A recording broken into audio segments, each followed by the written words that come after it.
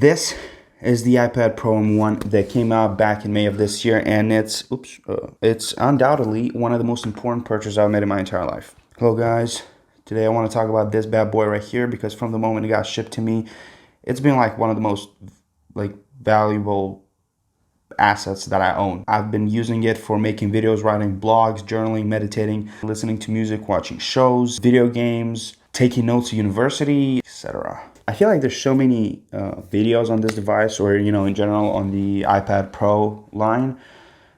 But today I want to think positively. I wanna make a video. I wanted to make this video and elaborate on the things that I think make the iPad worth it. Why would somebody want to buy this thing? So why would somebody want to buy this thing? Well, in my opinion, it comes down to three main things. It's the size to power ratio, multitasking, and of course the future of the iPad M1, specifically the one with the newest CPU, the newest processor called M1. Let's start with the obvious, the size to power ratio. It's I'm gonna say this once to get it out of the way. The M1 chip inside of this iPad is more power than you'll ever need. I edit my videos in LumaFusion and it never skips a frame. I draw and edit some of my more graphical work in Procreate, and it never glitches. It never has a millisecond that I have to wait for it to render whatever I'm doing on it. It always runs smoothly with no setbacks from the iPad side whatsoever. Now the size, it's perfect. On the go, on my lap, to hold it in my hand, whatever the case, I think the size is perfect. I've tried the 12.9 one, and it's way too big, especially as a secondary computer, as an iPad. That thing is like it's just way too big. I don't think anybody needs somebody that, as an iPad, I think this is the perfect size. Of course, this is mainly as a secondary computer, right? This is not like, I love my iPad, but when I'm coming home, I'm working on the big screen, right? It's just better. Having this thing in my backpack, or sometimes just in my hand, going out to do some drawing or editing some writing outside, just feels right, especially when I go out with the Magic Keyboard, which I personally think is an essential. It depends. I guess it depends what you're doing, but I think it's just a very useful thing to have alongside the iPad Pro. Even when attaching this iPad to the Magic Keyboard, it's still, it does feel a bit heavier, but like this motion of just like opening it, it makes it worth it. It's just so smooth.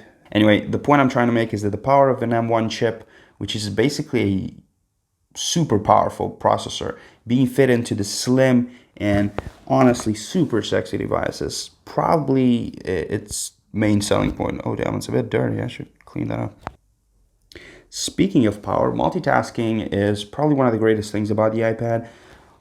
Obviously, there's not much real estate on it, but because the screen is only 11 inches, but the Apple did a really great job of optimizing the apps and the way it works so that you can have an efficient workflow even on this screen that's relatively small. For example, you can have two main apps split on the screen, one floating on the side and some kind of media playing on top of that all at the same time.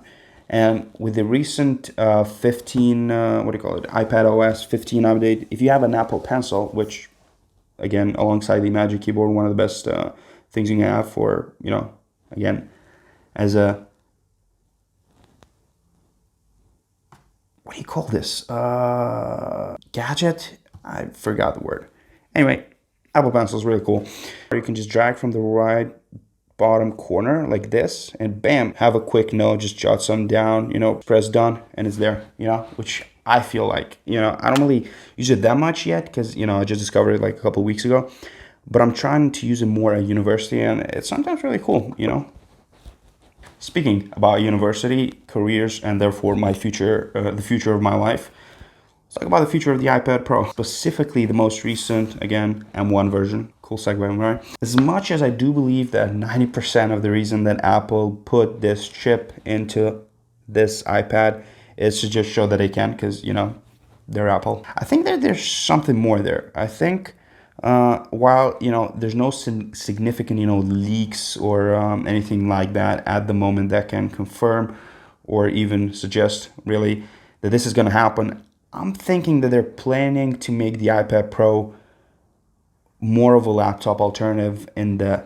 future by bringing Mac apps to the iPad. You get what I'm saying? This makes me excited because that could mean that one day, you know, the iPad may become a replacement for the MacBook Air, and in the sense that, like, you know, it doesn't look like Apple is gonna do touchscreen laptops anytime soon, but maybe this will be it. We won't know.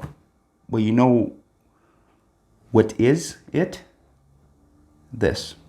This is it. This video. I mean, it's ending. That's it. That's what I'm trying to say.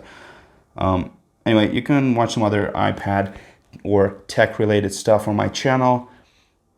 Hopefully anytime soon when I post it, because right now there's nothing that I feel particularly proud of that I want to show off. So hopefully there's something on the screen at the time that you're watching this. If not, you can check out my videos on how to become a better version of yourself. So